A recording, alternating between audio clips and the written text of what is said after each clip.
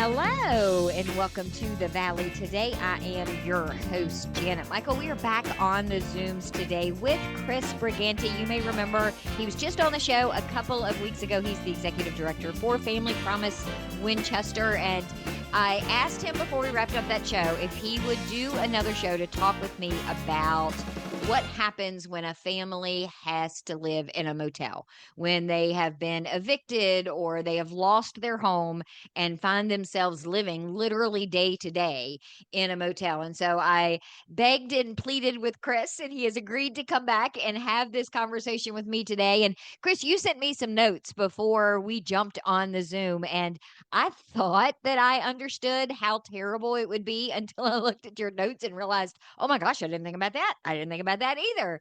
It is pretty all encompassing for these families that end up in these motel rooms. Yeah, thank you so much for having me again, Janet. It's always a pleasure coming on. I'm happy to write up notes to help as well. The thing is until you've been in that situation, it's frankly quite shocking. All the things that go on that you sort of never think about. Many of us have been lucky enough never to have to experience that, but that is something we hear from families all the time. Actually, just one family we were speaking to, they were the type of family, it's Alice, so it's a working family. They're just not making enough to get by.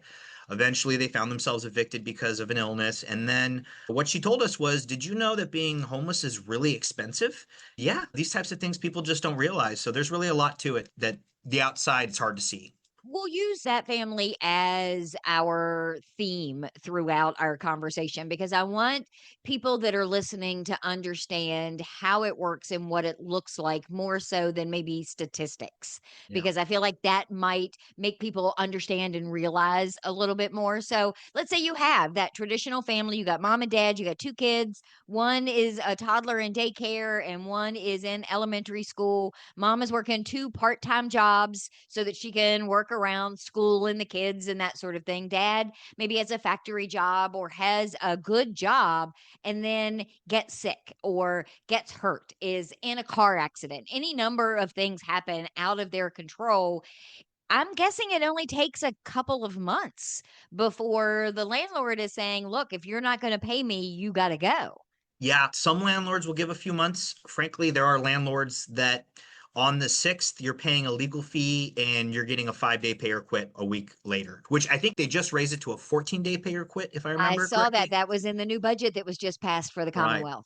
But it can happen very, very quickly. And the problem is once you get behind in those situations, now you're not only trying to keep up with future rent, you're trying to get up on back rent, which if you were already living paycheck to paycheck, that just quickly spirals into getting evicted, which many people maybe not realize, but you still owe that money too. So you get evicted. It's kind of like when you total a new car, you still have to pay it off. It's a very similar situation. And so they're still on the hook for that amount of money.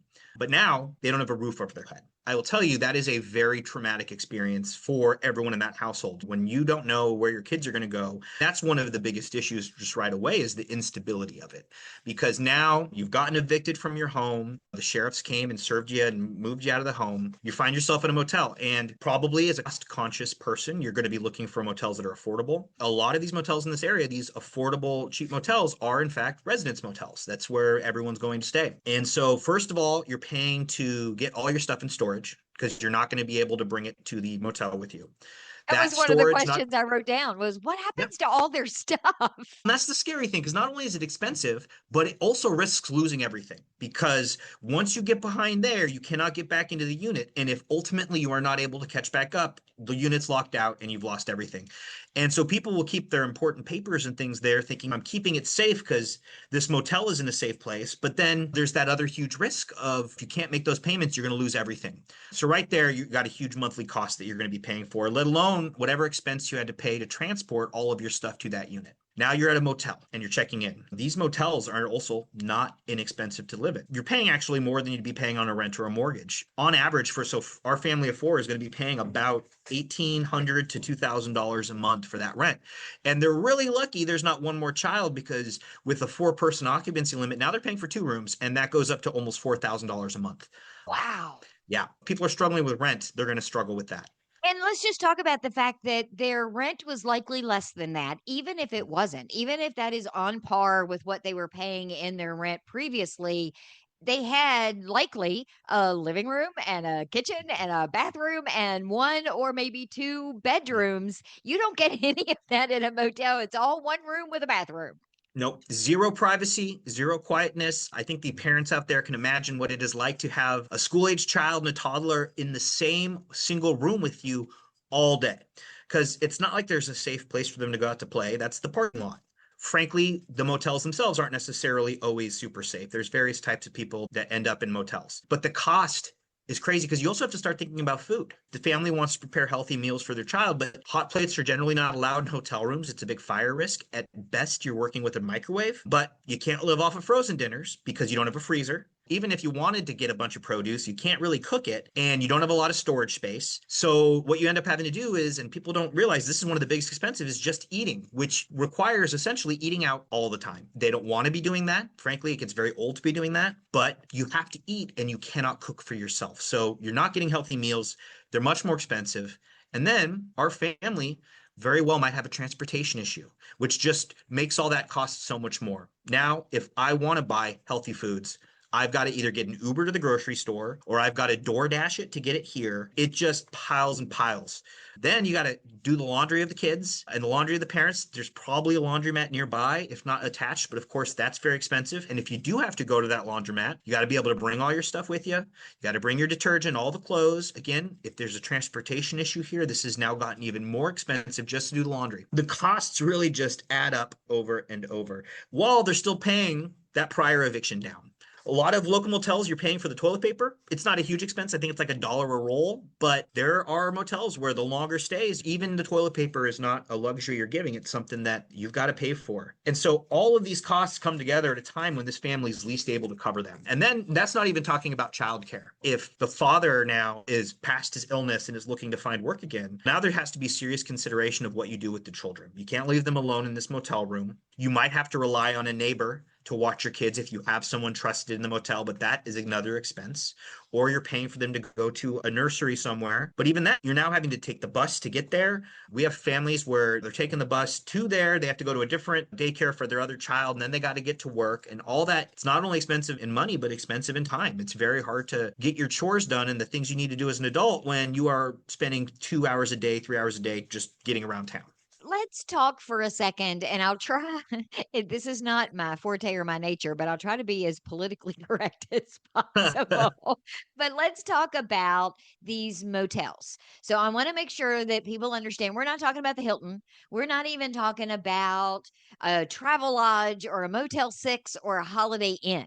We are talking about a lot of these places where you literally drive up and you park in front of the room that you're going to sleep in that night, and they in our area aren't always in the safest part of town. They aren't always the cleanest buildings in Mm-hmm. town. When people think about going to a hotel room, it's Mm. a very different experience than staying in a motel room. Yes. And you got to keep in mind, there's a couple different aspects to this exact issue. So one is just the simple fact that you're going to have to uproot yourself in another 21 days from that motel room because every 21 days they've got to cycle you out before you become a tenant. So first of all, your whole life is constantly moving. I did not But know that. yeah, but then on top of that, like you said, this is not the Hilton. So it's a single room with no privacy. There's no place to separate if you get sick. There's not two places. It's a single, maybe there's two beds in there if you're really lucky. The other thing is the people staying in motels, there's a lot of families because there's not a lot of places to go if you don't have a place to stay. But there's certainly other people also staying in motels. And these people might be suffering from addiction issues. They might have criminal histories. Often in these motels, you can hear domestic violence situations through the wall. If people are smoking outside of your room, that smoke is going to be coming in your room. You're going to be living with that.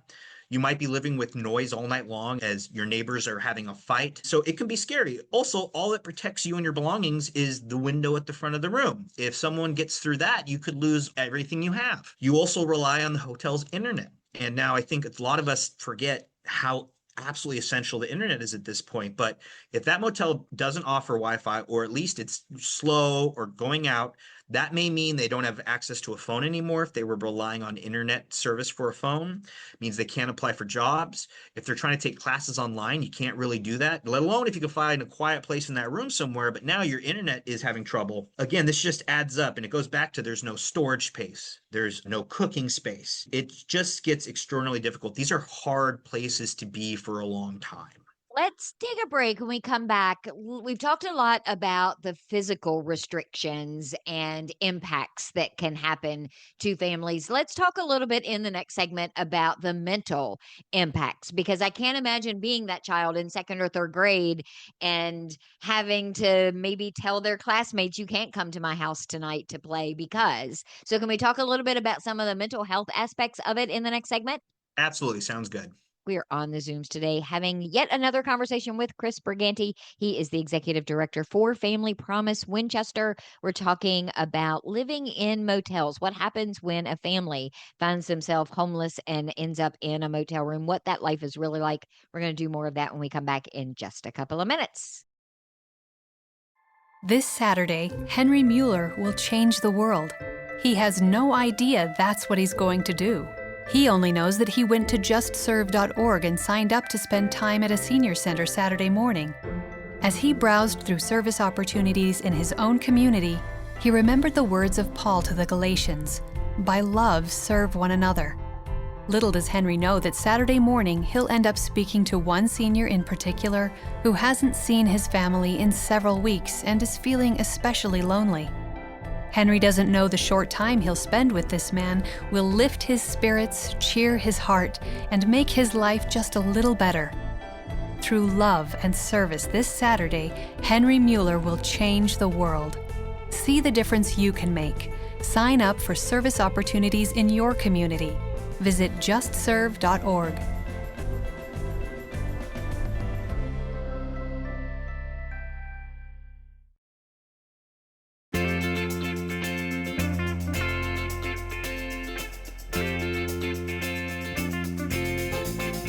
Welcome back to the Valley. Today, I am your host, Janet Michael. We are on the Zooms today with Chris Brigante. He is the executive director for Family Promise Winchester.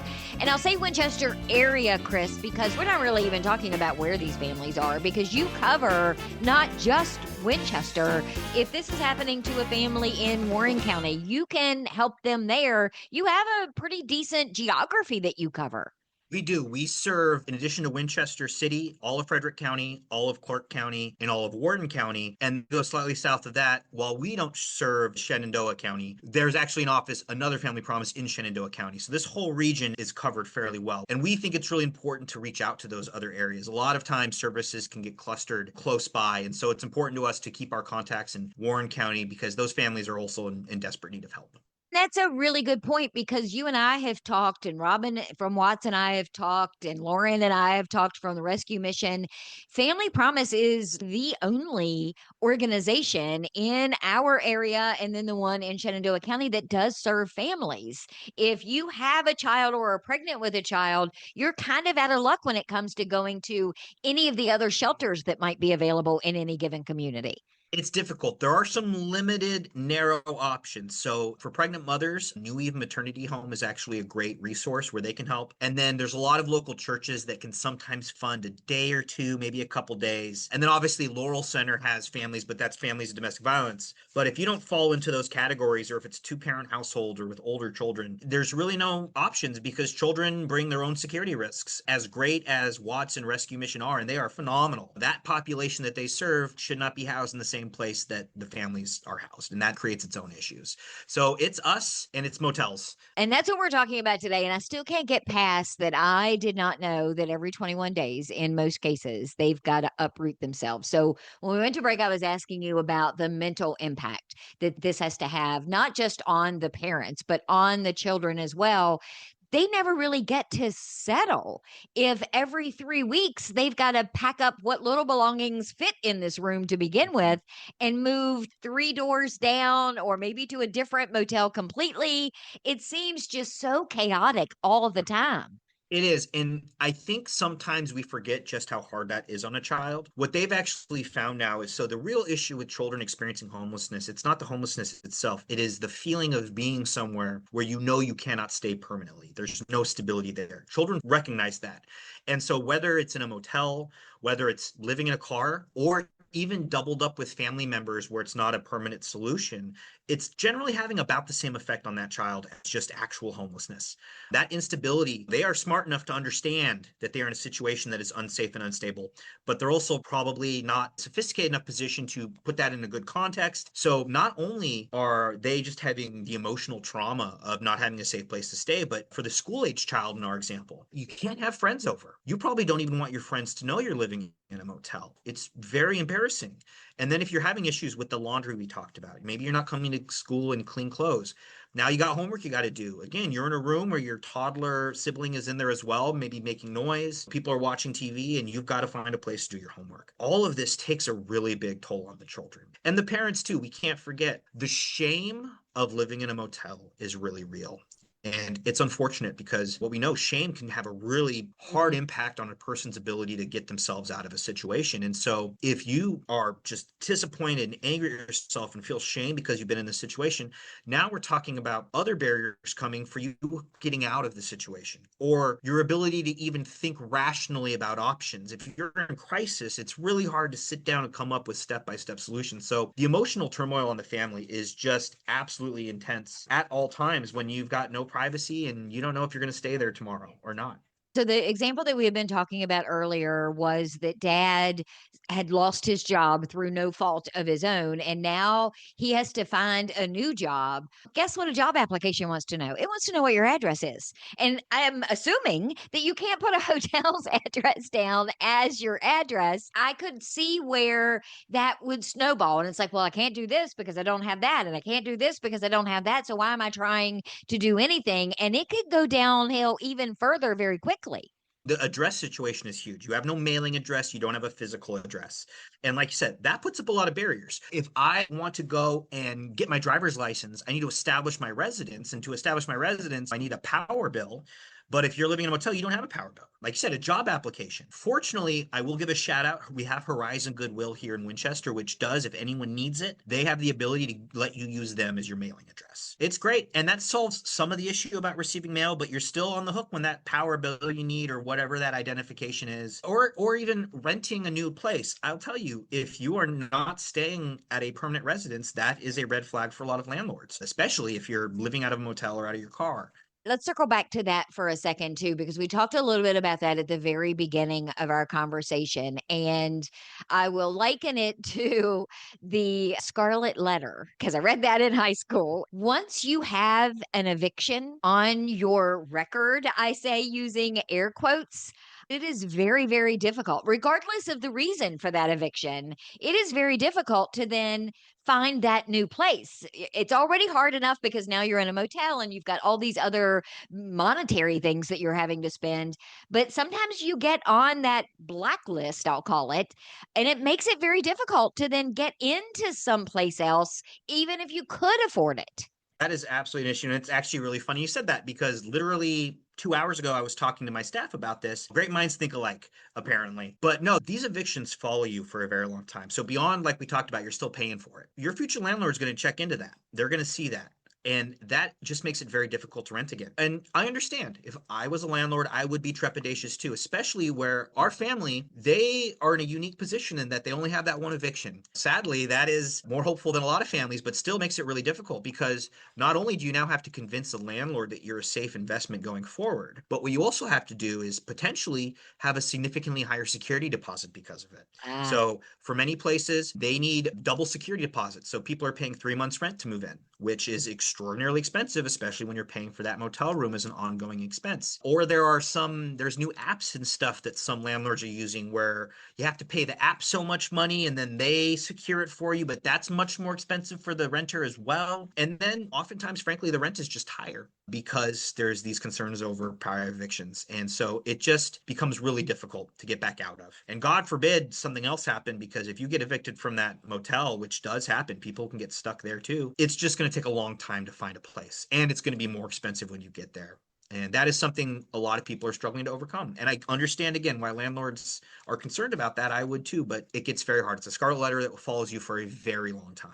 And we're not even touching on the fact that to find something affordable to begin with, whether you are living in a motel or being evicted or moving to the area or are having a baby and need an extra bedroom, it is incredibly expensive and almost impossible, particularly in the city of Winchester, to find something that you can afford to live in. So the inventory isn't even there necessarily. Yeah, there's not enough units, and the units that are there are generally very expensive. For a two-bedroom apartment, it's fairly normal to be paying between 14 and 1500 a month. For the income-controlled places where they're specifically designed for low-income folks, those are maybe 1200 a month for a two-bedroom apartment. So it's still quite expensive. And if you've got two kids, you might be looking at a three-bedroom now, and now we're up to 1700, 18, 1900. And then again, you just said it, there's just not enough. And on top of everything else, the danger is too, is when these families are trying to get out, if they do find a place where they're just able to afford it, what happens when that lease is up? That rent's going to go up. And in Virginia, there's no cap on a raise of rent between leases. So even if they can afford it now, unless they're getting raises for cost of living throughout the year, there's a very real chance they won't be able to afford it 12 months from now. So, for someone that's listening today and they're thinking, I have a whole new perspective on all of this, and maybe hopefully there's people that are thinking, I have been way too judgmental about this, and now I'm changing my perspective there as well. How do you help? How can they reach out to you so that you can mitigate some of this trauma? And we've talked about this before, but what we do here is we work really hard on helping these families escape this situation, not temporarily, but permanently. We are trying to break that cycle because many of them grew up in the exact way they're living now. It's a cycle that repeats itself. So the best way to support us, because I'll tell you, moving people in is never cheap, having to pay that security deposit. Now, our families always have some skin in the game. That's important, I think. But nonetheless, it can be expensive. Although I think it's a very inexpensive investment when you think about it. On average, in direct financial assistance, we've been able to get a child into permanent, stable, long-term housing for about $500 per child, which to me, I think that is a no-brainer in terms of cost benefit. The best way to help us is you go to our website. We're at familypromisewinchester.org. We have a donation link on the very front page. That is the biggest thing we need, is keeping our funding sufficient so that we can give direct assistance to these families. That is a pot of money. I think I say it every time I'm on the show, but you can't case manage your way through a security deposit. So please, familypromisewinchester.org. Our contact information is in there as well. Reach out. I'm happy to talk to anybody, go a coffee, talk about ways that we can work together. So our biggest need is, frankly, the direct financial compensation so that we can help with that financial aspect for our families.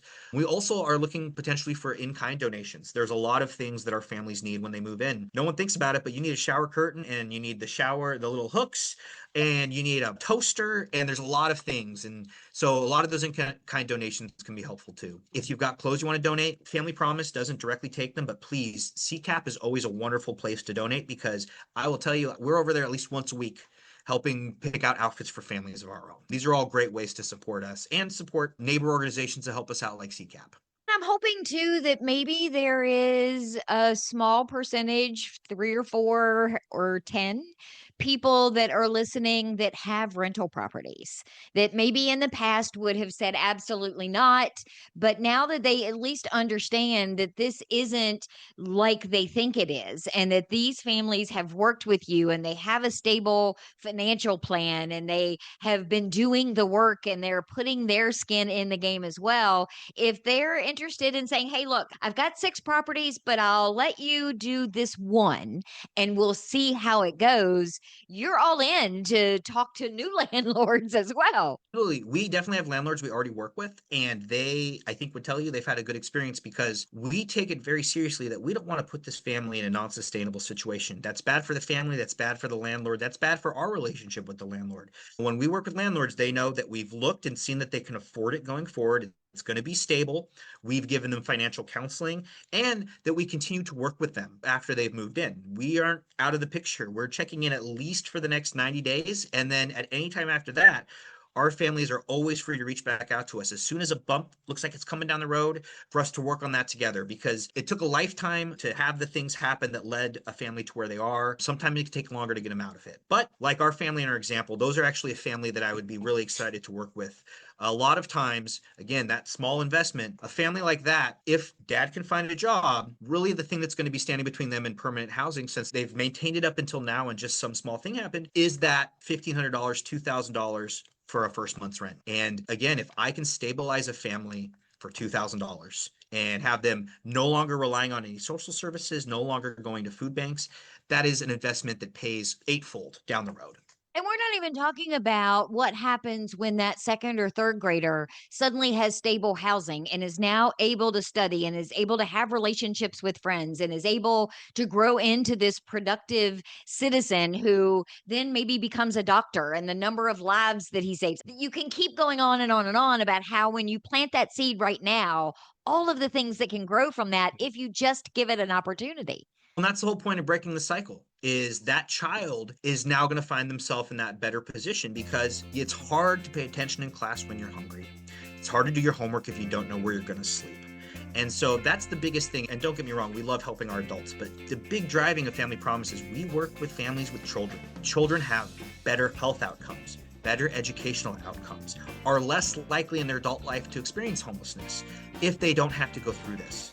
And so we just know that basically along any metric, including emergency room visits, even things like disabilities and chronic illnesses, all of it gets better when a child is stably and safely housed. And that benefits absolutely every one of us. Like you said, that might be my doctor later. I like the next generation to be educated because they're going to need to take care of me in my old age.